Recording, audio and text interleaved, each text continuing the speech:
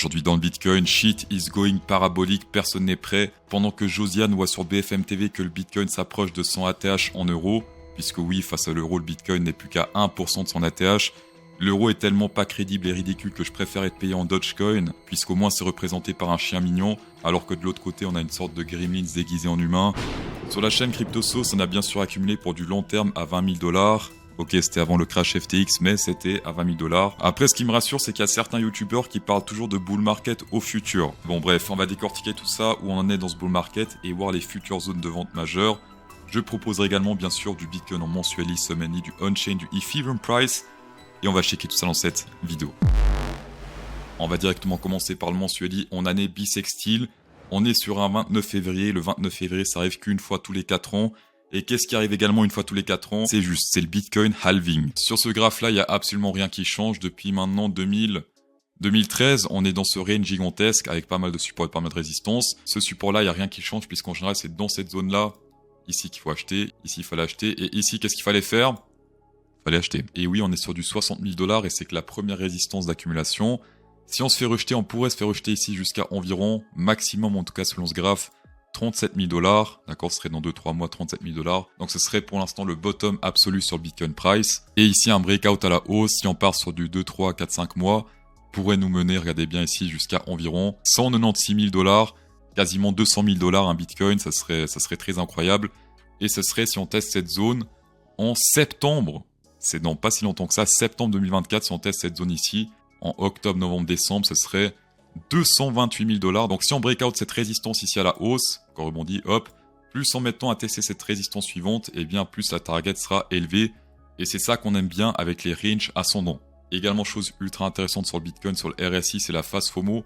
Quand on pète ici cette zone de 70 à la hausse, la zone verte, et bien c'est la phase FOMO qui commence. Alors est-ce qu'il faut vendre durant la phase FOMO? Théoriquement oui, mais quand ça on peut pas le savoir. Mais en tout cas historiquement quand on a pété cette phase FOMO à la hausse, on avait encore pas mal de mois de FOMO absolu. Ici, c'était par exemple un... Ouais, c'était énorme, là. 1000%. Ensuite, ça baisse un peu avec les années. Ici, c'était par exemple un 1006. Ah ouais, c'était bien comme 1900%, ok. Donc, il y avait encore de la marge à la hausse. Ici, c'était un... La phase FOMO, ça durait un peu moins, j'ai l'impression.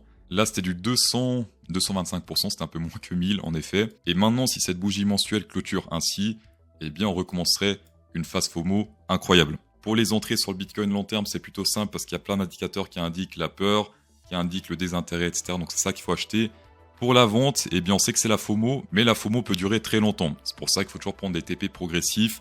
Ça sert à rien de chercher à vendre la TH, c'est impossible, d'accord. Donc TP1 ici, TP2, ça serait ici 136 000 selon quand on touche. Après c'est ça, et ainsi de suite. Pas mal de monde, ceux qui font la courbe Bitcoin, ont un TP dans le viseur qui est celui-ci, autour des 120 000 $. Donc c'est pas aussi élevé que les 190 000. C'est cette courbe en logarithmique qu'on a là. Il a bien indiqué tous les bottoms dans le passé, une fois, deux fois, trois fois, plein de fois. Et le top ici serait à environ 116 000 $ si on teste ce mois. Le mois prochain, ça monte un peu, 124 000, etc., etc. Mais on serait pas sur les 200 000 $ qu'on a vu avec l'indicateur d'avant. Et également, cet indicateur ici est parfait pour de l'achat, puisque achat ici dans cette zone, toujours quand on est sur du vert, c'est de l'achat. Ici, c'est de l'achat, ici, c'est de l'achat, etc., etc. Est-ce que maintenant c'est de l'achat? Non, parce qu'on n'est pas sur le vert. Et cet indicateur, bien sûr, on l'a vu sur la chaîne CryptoSauce également, j'ai rien modifié. Vert c'est de l'achat, rouge c'est de la vente, voire même avant. Ici par exemple, on n'était pas sur le rouge, et c'est de la vente parce qu'après on a eu le crash Covid. Crash Covid, merci, c'est de l'achat. Pendant qu'on se fait sélectionner par le put qu'on a fait il y a quelques semaines en arrière, eh bien on a break-even rapidement cette perte, puisque là, eh bien hop, target atteint, 17%, très easy peasy. Et si on clôture ici cette semaine au-dessus des 58 933 $, eh bien ici, retour résistance suivante, autour des 70 716 $. Également, 3 jours le trade se passe plutôt très bien. On a pété cette résistance à la hausse, c'était ici, retour, target suivante. Et ici, on a pile poil atteinte la target 65 000 plus ou moins. On est à un poil de ce que vous voulez près, mais un TP se prend parce qu'on n'est jamais trop prudent. Et pareil sur le Pinterest, gros signe de force, support, support, support, on pète à la baisse ici. Résistance, résistance, on pète à la hausse, reteste, et la confirmation c'est avec ce breakout ici, à la hausse, to the sky. On va passer à la distribution des 50 $ sur BingX, sans surprise, la team plus a gagné, bravo à vous. Le gagnant se print à l'écran, bravo à toi. Et la question tout le monde se pose, est-ce que lundi matin à 9h, le prix du Bitcoin Price sera au-dessus des 62 701 $, ou sous ce prix? Mettez simplement plus ou moins à la fin de notre commentaire pour gagner comme le gagnant du jour, 50 $ sur BingX, tapez dedans, hit inside. Est-ce qu'une pause sur le marché s'impose? Pause, s'impose, elle est pas mal. Après révision, non, c'est de la merde. Ici, on peut voir le MRV des short-term holders. Donc, c'est si les short-term holders sont en profit ou en perte. Personnellement, je trouve que c'est un peu un paradoxe parce que holder sur du court terme, c'est pas vraiment du holding, mais plus du trading. Mais après, c'est que mon avis personnel. On peut voir que historiquement, cette résistance des 1,35 a fait des pauses sur le marché. La dernière fois, c'était par exemple ici, c'était pas très long. On a rangé un petit peu avant un pétage de gueule. Mais en tout cas, la phase FOMO qu'on avait là, eh bien, c'était en mode pause pendant quelques semaines. Ici également, on a FOMO pas mal et ensuite, hop, on a testé ce niveau. Pause avant même de corriger un petit peu. Ici, c'était carrément l'ATH, donc rien à dire. Ici également, on avait posé pendant un petit peu de temps. C'était un peu moins long ici, j'ai l'impression.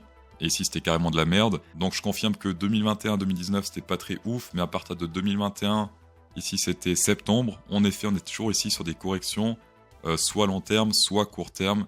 Mais en tout cas, c'était une pause sur la FOMO. Dans tous les cas, est-ce que c'est avantageux d'acheter quand les short-term holders sont en profit? C'est possible, mais en tout cas, on est avantagé à 100% quand on achète quand ils sont en perte. D'accord? Quand ils sont dans le rouge, ici, il fallait acheter, là, il fallait acheter, etc.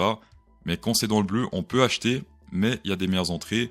En tout cas, ce ne sont pas des entrées optimales. On est actuellement sur du 99% de personnes en profit, ce qui signifie qu'il y a pas mal de gens qui ont acheté vers les 69 000, ils ont vendu leur Bitcoin plus bas, puisqu'ils sont en dehors du marché. En gros, ce que ça signifie, c'est que si vous possédez des bitcoins dans votre wallet, il y a 99% de chances que vous êtes en profit et que vous n'avez pas acheté ici entre les 65 000 $ et les 69 000 $. Félicitations! Qu'est-ce qui se passe sur le order book? Eh bien, on peut voir que pour l'instant, les whales continuent d'accumuler un peu, ils se sont lâchés un petit peu avec ce top-là, et hop, ça accumule à nouveau. Les dauphins sont plutôt déter. On est sur deux ordres importants à 64 000 $ et même encore plus haut.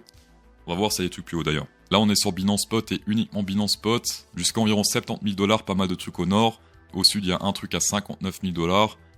Plus un truc ici assez important à 51 000 $, mais qui est plutôt éloigné. Avec un peu moins de tolérance, eh bien, ça reste quand même plus éclairé au nord. Et pour rappel, les ordres sont des forces d'attraction sur l'action price. En tout cas, c'est ma théorie puisque ça fait des frais de trading pour les exchanges. Et également, chose très importante, dernier rappel puisqu'on est le 29 février, dernier jour où le mail underground est gratuit à vie. Jusqu'à minuit pour vous inscrire gratuitement pour développer votre trading underground chaque semaine. Et à partir de demain, vous pouvez toujours rejoindre, mais ça sera payant. Pas très cher, mais ça sera payant. L'instru, elle est de moi, je suis plutôt fier. En description pour ceux que ça intéresse. On va passer sur le Ethereum Price en 3 jours lit. Là également, il y a des trucs extrêmement bullish qui sont en train de se passer. Premier truc positif, c'est le breakout de ce range à la hausse. Depuis, ça fait que monter, c'est magnifique. En jour lit, on a eu un retest de ce support avant de monter. En 3 jours lit, pour ceux qui ont tradé le 3 jours lit, tant pis pour vous, sélection naturelle. Ce que j'aime bien, c'est prendre les grands time frames pour détecter les entrées et les plus petits time frames ensuite pour confirmer l'entrée. La target Ethereum en 3 jours lit, ça se passe sur les 47 000. Pardon, là je suis encore sur le Bitcoin Moon en ce moment. 4 726 $. On a également cette résistance ATH qui a pété à la hausse puisque même c'est juste un double top.